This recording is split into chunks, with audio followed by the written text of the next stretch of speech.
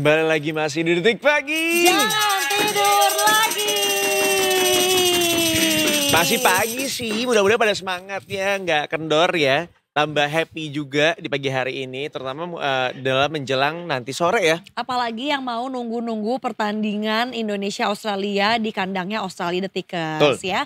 Ini aja kita tadi kan udah spill ya, kita mau ngobrol sama Mas Lukas dari Detik Benar. Sport. Kita udah nanya Mas Lukas mau nonton di mana. Ternyata ada yang spesial juga nanti sore dari Mas Lukas. Mendingan kita sapa dulu biar ngobrol sama beliau langsung. Yuk, Benar. selamat datang kembali. Pagi ini, pagi Aryo. Pagi. Lama ya nggak main ya? Iya. Parah banget, kita kangen banget. Kalau kemarin-kemarin kan kayaknya Mas Lukas gampang banget ya. Tiba-tiba kayak, Mas Lukas ayo let's go gitu. Kalau sekarang main jauh ya Mas ya? Jauh Tapi jalannya. lumayan dapat 300-400 langkah ya Mas Iya. ya. Oh iya benar juga ya. Jadi kan ada workoutnya sedikit lah. Benar. Mas Lukas, Iya. ini bakal seru banget ya nanti sore Kan ya. udah ditunggu-tunggu ya. Tunggu-tunggu banget. Ah. Tunggu Dari banget. November kita nunggunya ya kalau Iya, lebih. berapa bulan tuh? Terlebih dengan pemberitaan-pemberitaan. 4 bulanan gak sih Mas? Ya 4 bulan. 4 bulanan ya? Mm. Ditambah lagi dengan pemberitaan katanya mereka tuh bahkan timnas gak sempat latihan di Jakarta ya? Sempat TC. Nah, dan sebenarnya kalau di sepak bola Eropa, maksudnya di negara yang sepak bola udah maju itu memang nggak pernah ada TC sih. Oh Nah, gitu. jadi kalau misalnya timnas Italia main gitu, memang mereka cuma dikumpulin latihan sebentar dan habis itu tanding sama negara lain dan itu memang sudah biasa gitu. Oh my god. Tapi untuk Indonesia sendiri tuh Mas Lukas katanya gimana Kan Mas? gak biasa Mas kita. Dengan kualitas pemain yang sekarang sih ya bisa aja Wih. karena memang mereka juga besar di kompetisi Klub Eropa lain. kan ya, kompetisi Eropa dan itu memang buat mereka sudah hal yang biasa. Tapi kan pelatihnya Gitu. baru Mas. Gak bikin Ya. deg-degan apa ya? Iya butuh ada penyocokan chemistry dulu juga enggak pertandingan perdana apalagi ya. Ya itu jelas semoga bisa ya di waktu berapa hari, cuma 2 hari atau 3 hari ini dan pemainnya juga banyak yang datangnya agak belakangan ya, seperti Martin Paes yang kemarin datang dari Dallas ke Sydney itu 16 jam pertandingan, belum dia jet lag dan sebagainya Iya. kan.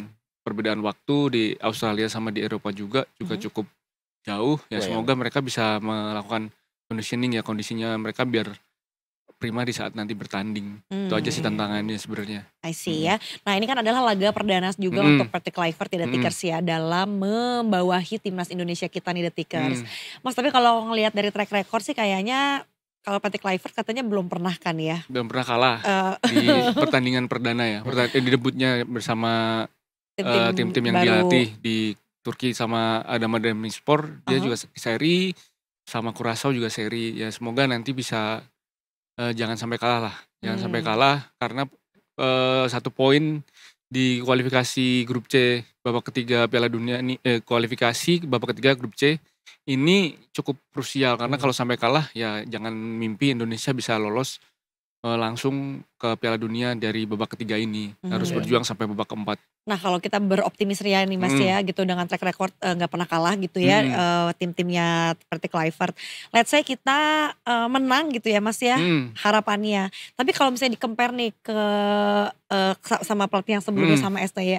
Apa sih yang bisa jadi mungkin kelebihan atau plus poinnya Kluivert dibandingkan dengan pelatih kita sebelumnya tadi? Satu yang bisa menjadi kelebihan ya kendala bahasa nggak akan ada lagi sih. Oh iya arahan-arahan ya. Dan kebanyakan pemain kita kan berasal dari Belanda ya. Belanda, Patrick Kluivert juga dari Belanda ya. Mereka udah sama-sama paham lah gimana kultur sepak bola di Belanda dan pelatihnya akan maunya seperti apa nanti juga kemungkinan besar akan bisa dipahami oleh para pemain. Di luar itu gak ada lagi Mas? Ya, Selain kendala, selain karena bahasa dan komunikasinya. Karena kita masih menebak seperti apa nanti gaya main Indonesia, apakah tetap bertahan seperti Sintayong, apakah akan lebih atraktif dengan kemarin yang disebut-sebut total football, dan apakah bisa bermain lebih banyak menguasai bola seperti yang sudah dibilang di press conference kemarin. Nah nanti itu baru bisa kita lihat nanti sore. Oke. Itu adalah salah satu keuntungan gitu ya dengan adanya Patrick Kluivert yang bergabung bersama timnas Indonesia.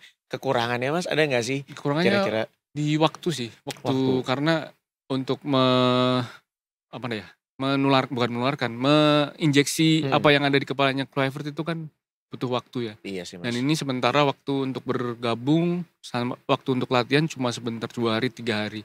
Ini yang menjadi tantangan sih. Ditambah dengan kondisi tadi mereka masih jet lag, kondisinya bagaimana kita nggak tahu. Tapi kemarin sudah dibilang kalau kondisinya pemain Indonesia itu prima semua. Oh gitu? Mudah-mudahan ya. Amin. Amin. Mas tapi nih ya kalau misalnya bisa dibilang gitu, kita kan go hard or go home ya, ini sudah pertandingan away ke Australia, kayaknya kalah bukanlah pilihan gitu Mas. Untuk menang tapi sebetulnya cukup rasional gak sih? Atau sebetulnya kayak ibaratnya ya udah at least seri aja deh gitu, tapi itu kayaknya juga bukan opsi ya Mas ya? Indonesia itu memang harus memetik poin, karena gimana pun juga 1 poin pun itu dihitung di babak ketiga ini. Jangan sampai kita terpleset. Bahkan di situs AFC kemarin ditulis bahwa pertandingan Australia versus Indonesia itu laga yang gak boleh blunder.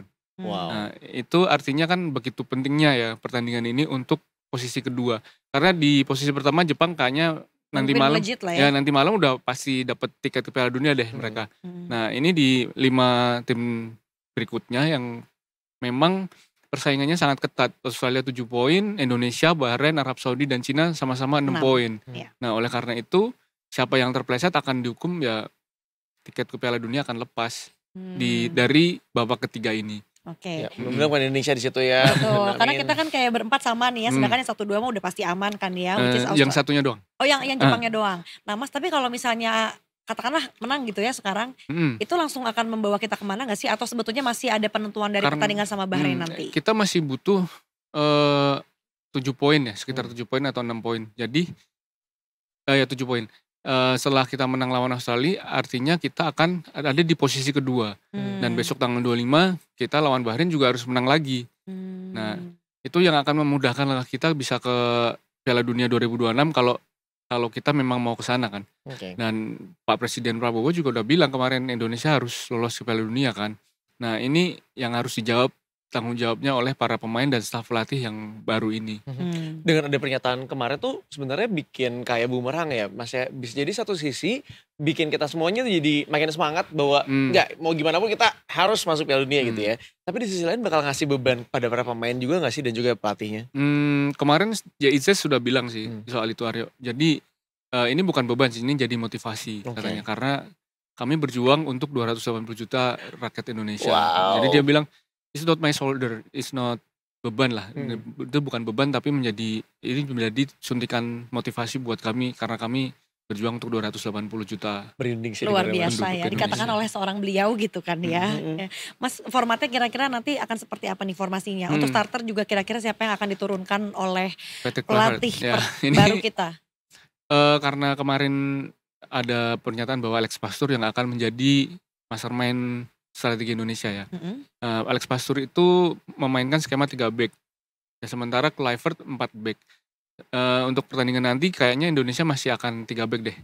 Dengan Silgers, Rizky Ridho dan Jaizes yang akan mengawal posisi 3 back tengah. Sementara kita tuh ada yang 3 pemain baru ya Mas ya? Iya, Dean James, Joey Pelupesi dan Emil Audero. Itu kira-kira akan 4 bahkan, satu lagi kan belum main kemarin, Oli Romeni. Oh oke.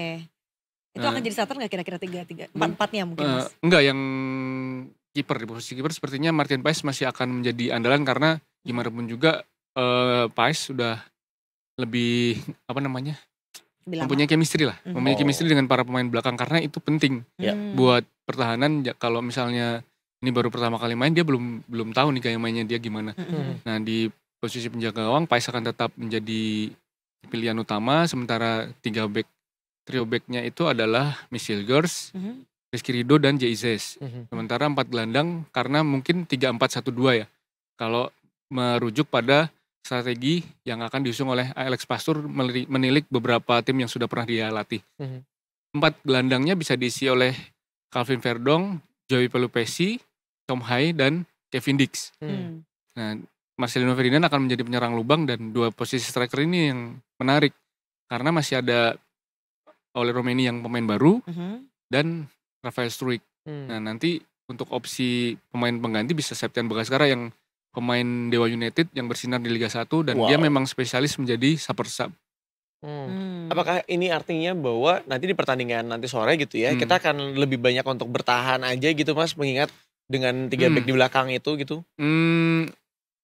Kluivert gak seperti itu sih dari pernyataannya di press conference kemarin. Dia I love to play football gitu katanya. Jadi Indonesia mungkin akan lebih banyak menguasai bola tapi ya tergantung bagaimana kondisi di lapangan. Wow. Kita melihat track recordnya Mas, kemarin tuh kan kita sebetulnya imbang ya. Lawan Australia, ya. Kalau misalnya sekarang seperti apa nih Mas kondisinya? Apakah itu bisa jadikan patokan juga bahwa kita sebetulnya harusnya cukup pede sih, mengingat dari pelatihnya Australia juga tidak sepertinya sama sekali tidak menganggap remeh kita ya. Secara taksiran nilai pasar, skuad Indonesia itu memang lebih mahal dari Australia, 36 juta euro lebih. Sementara di Australia, ya? ya, taksirannya. Sementara Australia di angka 23,7.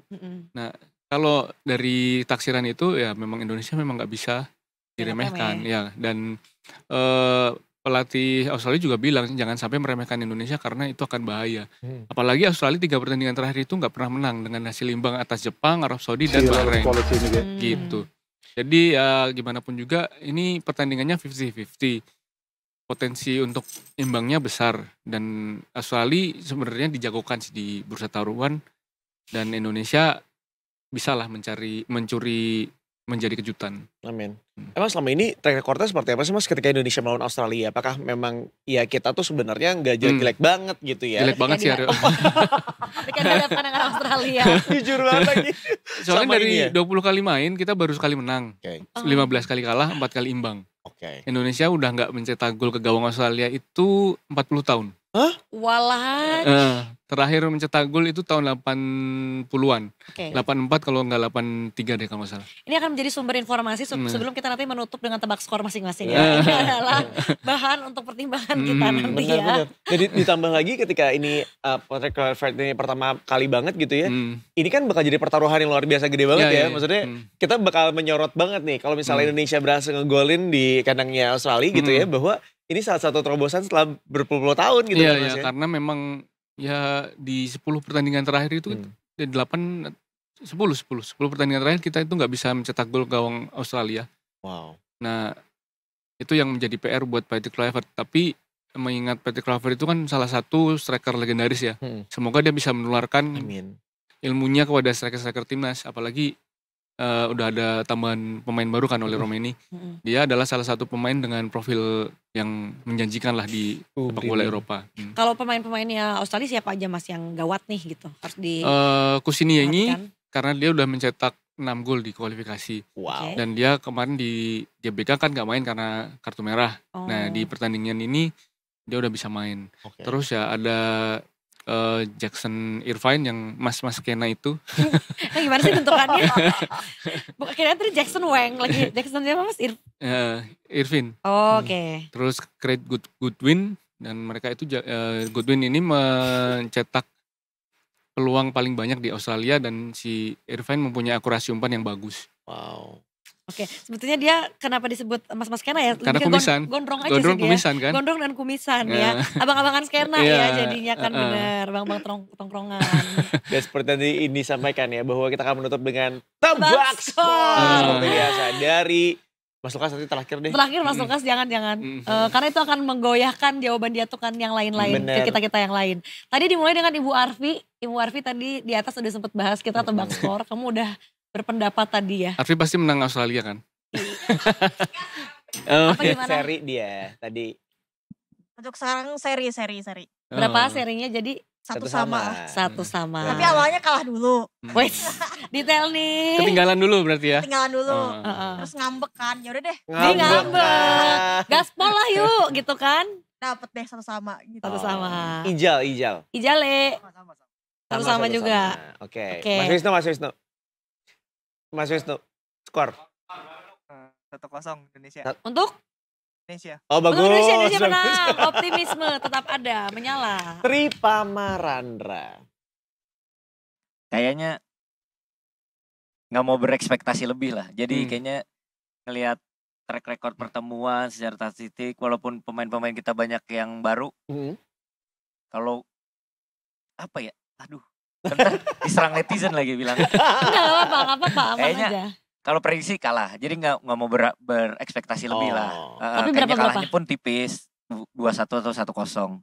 Tapi kalau misalkan Indonesia bisa seri atau menang, ya udah itu bagus aja gitu. Gitu aja sih. Oke, berarti prediksinya 2-1 atau 1-0. Iya. Sebelum Bumil aku dulu ya. Aryo, sesuai urutan kan gini ya. Iya, karena Bumil itu kan ada 2 yang ngedoain ya. Jadi kalau aku 1 aja. Kalau menurut aku 2-0 untuk Indonesia. Wah, 2 Indonesia menang. Nih ya. Optimis 2-0 untuk Indonesia. Aku percaya banget ya karena pertaruhannya banyak untuk ini ya. Oke, baiklah. Kalau aku adalah di 1 sama seri juga. Oke. Seri kayaknya. Mas Lukas gimana? 1-1 sih kayaknya. Oh, 1 sama. Oh my god. Baik banget ya 1 sama.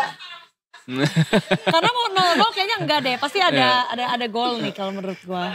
Kita diprediksi cuma perkara ngambek. Iya, bener. Perkara ngambek. Gak ada prediksi-prediksi Awalnya kalah, ngambek nih. Kalau ngambek nih, bales gitu. Tapi kalau ada pemenang pun nanti skornya akan tipis sih 1-0. Entah siapa yang menang. Nah, Mas kalau seri nggak kemana-mana ya kita? Kalau seri kita tetap di posisi ketiga atau keempat deh. Tergantung hasil pertandingan yang lain juga kan. Kalau Netherlands sama Bahrain kita menang? Tergantung juga pertandingan yang lain gimana ya. Iya, kita masih melihat hasil pertandingan lain juga. Masih banyak hal yang bisa berubah ya. Realistis peringkat ketiga masih bisa gak Mas? Masih sangat terbuka. Di saat di kondisi sekarang ini posisi 2 pun masih terbuka. Oh gitu? Iya, kalau kita bisa meraih 7 poin. Ini kan masih bermain 4 kali lagi. Kita misalnya menang lawan. Tapi Arab sepertinya tidak mudah deh Mas. Arab kan udah selesai kita. Bahrain dan Cina. Bahrain dan Cina di kandang. Sementara tandang kita di partai terakhir melawan Jepang udah pasti di atas kertas kita kalah. Iya, kan dia udah memimpin sendiri ya. Dan Indonesia mau gak mau harus memaksimalkan 3 pertandingan sebelum melawan Jepang. Poin harus wajib lagi. Wajib diraih gitu. Kan Bahrain kita kemarin sebenarnya kita oke banget tuh permainannya kalau nggak dicurangin kan sama drama-drama itu. Iya. Sebenarnya yang Bahrain itu ya memang pemain kita nggak fokus di saat terakhir aja. Karena memang setelah melihat beberapa pertandingan yang ada, wasit memang bisa menambahkan atau mengurangi waktu injury time tergantung kondisi di lapangan kan. Cuma yang di Indonesia lawan Bahrain itu ya memang kecolongan dan memang minim insiden sebenarnya. Iya. Nah itu yang kemarin kita protes dan memang ya hasil pertandingan udah nggak bisa diubah sih. Gak bisa apa-apain lagi ya. It's okay. Kalau memang itu rezeki kita mudah-mudahan nanti ketika kita di kandang gitu ya melawan Bahrain kita beneran bisa dapat poin, kita beneran bisa menang. Amin. Udah habis loh pada waktunya. Indah pada waktunya. Belum indah berarti belum waktunya. Meskipun kemarin sempat ngerasa kita dizolimi apa gimana ya siapa tahu itu semua kalau emang benar ya ada karma baiknya sekarang lah ya. Kita kan cuma supporter Bahrain juga nggak mau datang kan ke sini. Oh takut ya. Maksudnya tiket yang disediakan untuk mereka itu nggak ada yang beli. Gitu? Ya. Jadi 3.000 tiket supporter Bahrain. Beli buat kita. Itu akhirnya tidak ada yang diambil. Iya mungkin akan dialokasikan. Kalau enggak ya tribun supporter Bahrain akan kosong karena memang itu ada rulesnya lah di tetap ada peraturannya nggak bisa langsung semata-mata dikasihin ke supporter ini ya in-house-nya ya. Karena kan sebelumnya sempat rame kan kalau mereka minta jangan diadakan di Indonesia lah apalah gitu karena takut dan lain sebagainya. Minta ke FIFA tapi nggak disetujuin juga. Karena itu nggak kurang kuat lah. Iya benar. Alasannya mereka menolak bertanding di sini. Ya mudah-mudahan kalau misalnya emang benar-benar dialihkan ke kita gitu ya, para supporternya. Berarti kan full house kan, 70.000 lebih. Makanya, siapa tahu Mas ada tiket baru gitu yang nggak kejual gitu kan. Itu kalau misalnya kayak gitu possibility-nya gimana Mas hari H? Seharusnya udah mulai dijual sih kalau karena hari ini. Kalau enggak berarti ya udah dikosongin aja ya. Mas Lukas nonton tanggal 25? Tentu tidak. Live reaction lagi. Oh iya. Jadi besok nobar satu redaksi Indonesia Bahrain. Habis itu Mas Lukas langsung live reaction? Ya setelah buka puasa langsung. Live reaction. Buka puasa bersama saya kan ke puasa. Oh iya benar. Jadi bisa siap-siap kan Mas Lukas gitu. Kalau hari ini sore ini persiapannya seperti apa? Ya kita harus berdoa aja biar mendapatkan poin sih. Benar. Jadi kalau lagi react tuh seneng juga semoga ya. Semoga tidak kelepasan ya. Iya makanya. Karena terbawa emosi kan. Terutama yang lagi puasa yang disarankan jangan terbawa emosi ya. Meskipun sulit terkendali sih menurut aku. Kata-kata yang secara sengaja terlintas itu. Satu lagi, ya benar sih ya satu lagi. Si kumis tipis itu kan. Aduh. Tapi anak muda kan lebih menggebu-gebu ya geloranya. Lebih parah lagi dia. Dia bahkan sampai ada bahasa yang kita gak ngerti ya. Untung kita gak ngerti ya, karena kalau kita ngerti kita marah. Dan bahkan lagi nonton bola seorang insan pun berkata yang tidak-tidak. Iya. Dia kan seorang audioman ya, harus mengetahui teknik mic gitu ya. Tiba-tiba dia teriak deket mic. Kan saya deg-degan sama Mas Yansa kan jadinya. Kan on air kan. Bocor. Klarifikasinya seperti apa gitu kan. Benar. Mungkin kita harus bikin live reactionnya unsensor ya Mas lain kali ya. Lebih seru soalnya. Nanti difilter kalau misalnya ada kata-kata itu langsung otomatis. Itu gitu kita tutut semua jadinya. Aduh ya pasti ini ya buat Detikers semuanya kalau masih kangen sama Mas Lukas tenang aja karena sore hari nanti Mas Lukas akan standby cukup panjang ya Mas ya dari jam 3 ya? Sampai sampai jam selesai pertandingan. Oke. Sampai ini nge-present buka puasa ya. Bener kan? Nanti Kultum. Iya. Oh iya, sampai ada kultumnya. Nyambung itu sekalian ya. Sampai Gunardi azan kayaknya ya. Iya. Dia yang azan. Bener dia azan. Dia azan Live lagi. azan, Di Detik. bener. Iya. Karena kita doanya bener-bener Mas menang karena Iya. itu akan ngaruh ke moodnya anak-anak nanti semua berbuka Nanti puasa buka ya. puasanya jadi gak manis kalau Indonesia sampai Iya, kalah. pada ngunyahnya pada mukanya asem gitu kan. Ya benar-benar kita bertakjil dengan kemenangan Indonesia atas Amin. Australia gitu ya. Yang Manis akan diselenggarakan sekali di sore di jam 4 sore begitu ya Mas ya? Ya, Sampai selesai jam lah ya. 3 sore nanti jam 3 live-nya. sore? Iya, jam 3 Oke. sore sampai selesai. Itu dia. Mudah-mudahan. Tapi nanti perjuangan Indonesia juga mendapatkan dukungan 5.000 supporter ya di Iya, di sana Sydney ya? ya, karena memang cukup banyak yang melakukan Diaspora. traveling ya. Mm. Dan juga dari Indonesia juga ada. Iya karena kan ya sebetulnya ketongnya masih deket lah ya gitu ya. Nggak semahal tiba-tiba kita kemana gitu kan. Nggak langsung kayak ke Europe gitu. Dan kayaknya banyak ya orang-orang Indonesia yang di sana juga. Dan itu kuotanya juga sudah ditambahin, biasanya dari kapasitas 45.000 kan 30%. Ini udah ditambahin juga sih. Wow. Nice ya. Kita lihat Detikers nanti pertandingannya. Buat kamu yang mau nonton live reactionnya juga jangan lupa streaming lagi Detikcomnya ya. Jam 3 ya. Mas Lukas terima kasih banyak ya. Sama-sama untuk Indi. pagi hari ini Sama-sama akhirnya Aryo. bertemu lagi. Iya nih. Dan ini perdana kehadiran Mas Lukas di studionya tapi yang bersama Detik Pagi. Betul. Bersama Detik Pagi. Justru kita udah berkali-kali minta kapan lagi ada Mas Lukas, kita rindu sama Mas Lukas ya. Itu dia. Tapi Mas Lukas nggak lupa dong dengan tagline kita kan. Jangan sampai dong. Jangan tuker juga ya Mas. Iya. Langsung diwanti-wanti. Terima kasih banyak buat kamu semua udah menemani kita juga dari jam 8 pagi tadi sampai dengan sekarang di jam 11. Tapi tenang karena kita masih akan terus menemani dari hari Senin sampai dengan hari Jumatnya. Betul, dari jam 8 sampai jam 11 ya. Karena kita akan ketemu lagi besok tentunya. Dan sambil menunggu pertemuan kita kembali, jangan lupa untuk selalu update diri kamu dengan informasi-informasi terkini lewat sosial media di Instagram, X dan juga Twitter. Instagram, X dan TikTok ya, @detikcom. Dan subscribe juga di YouTube channel Detikcom. Nanti mungkin ketemu lagi Mas Lukas. Ya. Tanggal 25 ya? Ya. Tanggal 25-nya. Mas Lukas masih bingung kayak, We'll Nanti see, ya. ya. Pokoknya kemungkinan besar dari Detik Sport lah ya. tapi kan itu sorenya, ini paginya dia kayak justru aku kan sampai malam, jangan datang pagi banget gitu kata Mas Lukas. Sampai jam 11 malam misalnya. Oh iya. Iya, Kan mulainya 24.5. Bener juga ya Allah semangat ya Mas ya. Ya udahlah kalau gitu kita berdua pamit, Mas Lukas juga pamit ya. Ya. Tapi tenang kita masih akan ketemu besok di mana lagi kalau bukan di Detik Pagi. Jangan tidur lagi.